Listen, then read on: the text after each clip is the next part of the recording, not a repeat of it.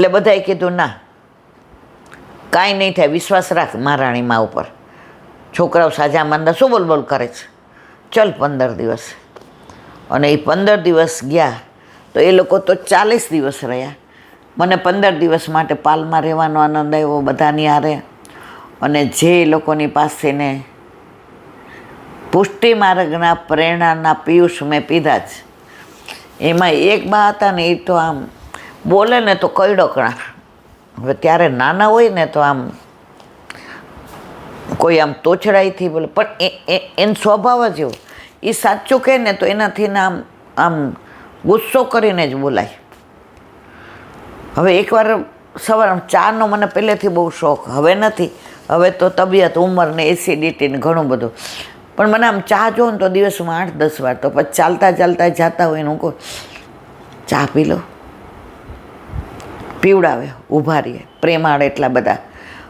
હવે ત્યારે એવી સમજણ ન પડે કે હાથ ખાસા કરી નાખે. કોળો કર્યો, હાથ ખાસા કર. એટલે પછી ક્યાંય પાણી દેખાય નહીં તો એમણે શીખવાડ્યું અમને કે આ રજ મોઢા મૂકીને રજથી આમ કરી દે. કારણ કે વલ્લભે કહ્યું છે વૃંદાવનની બેઠકમાં પ્રભુદાસ જલોટાને કે વૃક્ષે વેણું ધારીને પત્રે ચત્રભુજ. આ રજથી તો મુક્તિ થઈ જાય છે. તો ત્યારે મેં કીધું આ માજી તો પાછા હાથ બગાડાવે છે, આ ધૂળવાળા કરાવડાવે છે, અને કે હાથ ખાસા કર. જો ત્યારે બધાએ સમજણ પાડીને એટલે જ કે છે વૈષ્ણવનો સંગ થાય તન મનના દોષ જાય. વૈષ્ણવનો સંગ થાય તન મનના દોષ જાય. મિથ્યા પ્રપંચ મારા જાય ટળી. મિથ્યા પ્રપંચ મારા જાય ટળી. માગું એટલું ક્યારે વલ્લભને શરણે જઈએ, રહીએ આનંદમાં. વલ્લભને શરણે જઈએ, રહીએ. આપણે કેમ આનંદ છે? શરણું કોનું છે? બસ વલ્લભ સિવાય આપણે કાંઈ લેવા દેવા છે? ઘણા એમ કે ઈલાબેન અમારા ગુરુદેવ બહુ ચમત્કારી છે, હાલો. મેં તો અમારા ગુરુદેવ એટલા સર્વ સામર્થવાળા છે ને, અમારે ક્યાંય જવાની જરૂર. ઓફિસમાંથી કોઈક વાર હોય ને એવા, ત્યારે આપણે ઘર ઠાકોરજી નહોતા. એક જણ તો મને કહે એક જ્યોતિષ એવા છે ને,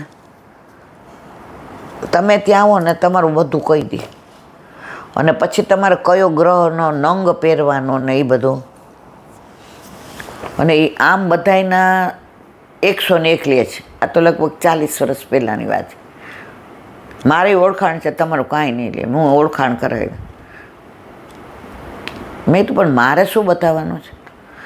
મને કે આવી રીતે 3 કપડે જુદા થયા ને આવી રીતે તમે રહ્યો તો તમને મિલકત કેવી રીતે મળે ને. મેં તો અમારે નથી જોઈતી. અમારે મેં કીધું બહુ જ સારું છે. પછી ગળામાં કંઠી જોઈ એટલે સમજી ગયા. એ ગયા તમે તો વૈષ્ણવ, આમે કોઈને માનો નહીં. મેં તો અમારે માનવું નથી. એટલે વલ્લભની કૃપા અન્યાશ્રય ન કરાવ્યો. બાકી કંઠી ન કઢાવી. બાકી દુસંગ તો ઓફિસ હોય કે બહાર હોય લાગતો જ તો આપણે કાલે કામવનનું ચાલુ છે. હવે ખીસલની શિલા શ્રીકુંડથી આગળ ઇન્દ્રસેન પર્વત પર ખીસલની શિલા છે. આપણે લપસતી શિલા, ખીસલતી શિલા આપણે ઘણી વાર ગયા છીએ, પણ આપણે તો જઈ શકતા નહીં, હવે ઉંમર. ત્યાં ઇન્દ્રસેન પર્વત છે અને ઠાકોરજી ત્યાં ફિસલતા હતા. તો આજની તારીખમાં એ વલ્લભ કુળ હોય તો એ લપસે ને પાછળ આપણે લપસશે. અને માનો કે એકલા ગયા છીએ તો ઠાકોરજીને ફિસલવાની છે તો આપણે એ લાવ લઈએ તો ઠાકોરજી યાદ આવે. વ્રજમાં તમે એક પણ ઠાકોરજીને ભૂલી જ ના શકો.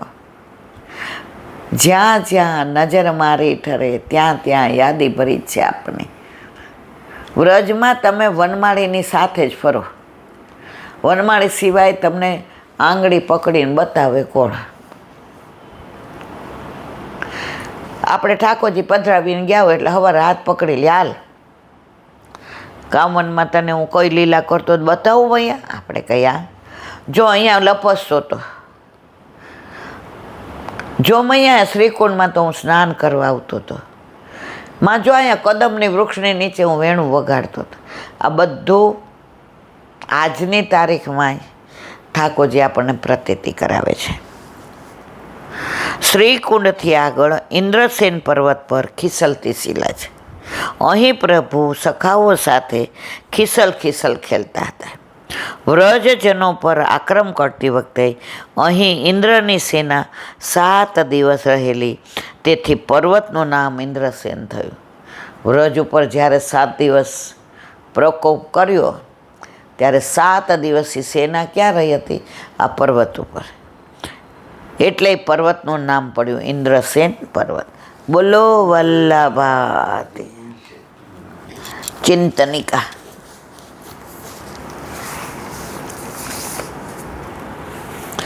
પાણીને પ્રવાહને અટકાવવા બંધ મારશો તો પાણીનો વેગ એને ફોડીને દૂર કરશે. તેમ મનને ક્યાંક સંયમના બંધમાં બાંધવા જશો તો એ ઘડીના 6ઠ્ઠા ભાગમાં બધું ખેદાન મેદાન કરી નાખશે. બધું બાંધવું સહેલું છે, મનને બાંધવું બહુ અઘરું છે. અમે નાના હતા ને તો મને તીખા ગાંઠિયા બહુ ભાવે. તીખા ભુજમાં એને લકડે કે અહીંયા શું કે નથી ખબર. હવે બહારનું તો લાવવા દે નહીં, ઘરમાં તેવડ નથી કોઈને કે લાવી શકે. અને ત્યારે કાંઈ એવા અમને પૈસા ન આપતા કે લે 2 આના ને 4 આના ને. અમારે કાંઈ જોઈતું એટલે ઘરમાં કહીએ એટલે કાકા લઈ આવે. કેરીની સિઝનમાં કોકવાર શાક ભાવતું ન હોય તો દુકાને જઈએ, કાકા નથી શાક ભાવે એવું આજે, શું કરવું બટા તારે? કેળા લઈ દો. એટલે કેળામાં ખાંડ ને ઇલાયચીનો ભૂકો નાખી સન્મુખ કરીને રોટલીને કેળા ખાઈ લઈએ. પણ મને યાદ નહીં કોઈ દી અમે પૈસા માંગ્યા હોય કે આના માટે પૈસા, એટલું કંઈ અમારા જોઈએ છીએ. તો એકવાર બા ગયા બંગલે, બા બંગલાના ભંડારી હતા, એટલે સવારે વયા જાય સેવા પહોંચીને અને આવે પછી 9:30. એટલે નાની બેન હતી ને એને મેં કીધું હસું લે આ 8 આના. હું જોબ કરતી ત્યારે મેં તો ગાંઠિયા લઈ આવજે, આપણે 2 બેનું ખાઈએ. 3 એવી દોડતી ગઈ અને જેવો ખોલવા ગયા ત્યાં બાને ત્યાં વોશરૂમ જવું પડ્યું. એટલે બંગલે જવાય નહીં, કારણ કે નાહવું પડે, કપડાં બદલે. બા દોડતા આવ્યા ને જેવો ડોલીનો અવાજ આવ્યો ને મને બરાબર યાદ છે. એ તો બધું ફેંકી દીધું, નાઈને પછી કે સાચું બોલ તારા મોઢામાં ગયો તો તપાસ કરો. ના બાપા હજી તો દોરો નથી ખોઈલો. બા આમ તે ઘરમાં તમે લાવો કેવી રીતે? તો જે વસ્તુની ના હોય ને એ તમને વધુ મન થાય. તો મારે કહેવાના આશય જ અહીંયા જીજી જ કે મનને બાંધવા જશો ને તો કૂદીને બહાર નીકળી જશે. એક ઘડીના 6ઠ્ઠા ભાગમાં બધું ખેદાન મેદાન. પરંતુ જો તમને બંધ બાંધવામાં જ મજા આવતી હોય તો બંધ જરૂર બાંધજો, પણ બીજી બાજુ એને પ્રભાવિત કરવા નહેરોની યોજના કરજો. ત્યારે ખાડાઓમાં નહીં પણ ખેતરમાં જઈને બીજની અંકુરિત. એ જ વસ્તુ પછી ઘરે બનાવે, ઠાકોરજીને ધરાવે અને આપણને દે. તો બંધ બાંધવાનું, મનને કંટ્રોલ કરવાનો. પણ હવે મન થયો છે તીખા ગાંઠિયા, હવે તો ભાવતાય નથી.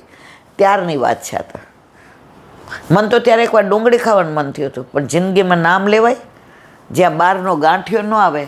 પણ ઓલા બહાર જઈએ ને બેનપણીઓને બધાય ડબ્બો લઈ આવતા, અમને તો એ શીખવાડ્યું હતું કોઈના ભેગો ડબ્બો ખાવાનો નહીં. કારણ કે કોઈ ગમે એવું હોય, ગમે એવું તમારું ઓન. બા અમને એવું શીખવાડે, ઓન તમારું મન બગાડે, ઓન એવો ઓડકાર અને પાણી એવી વાણી. ત્યારે ગમતું ને એવી દાદ ચડતી હતી ને કે આ બધામાં કંટ્રોલ.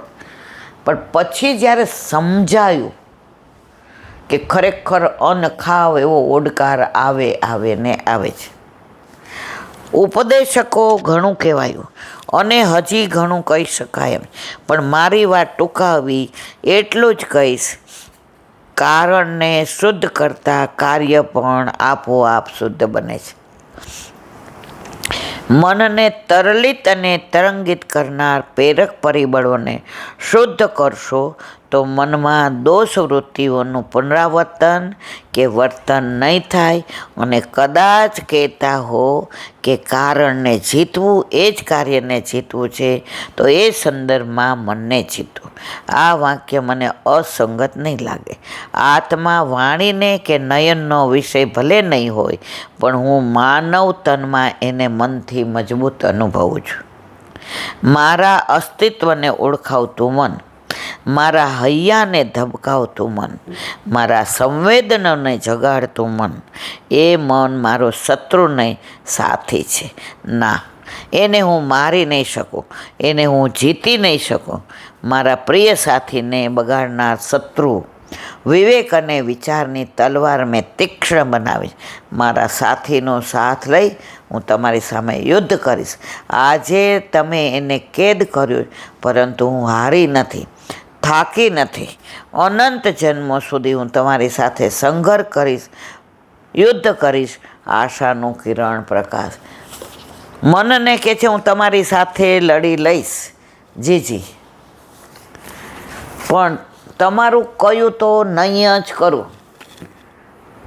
પણ મનને વલ્લભે કહ્યું છે વાળવાનું છે, મારવાનું ને. જે વસ્તુને તમે વધુ કંટ્રોલ કરો ને, એ તમને મન થાય ને થાય જ. તમને કોઈએ કીધું હોય ને કે આ વસ્તુ નહીં ખાવાની. ડાયાબિટીસ એક મારી બેનપણી હતી, અત્યારે તો મને ખબર નથી ક્યાં છે ને શું છે. બિચારીને લગ્ન થયા ને તરત ડાયાબિટીસ આવ્યો.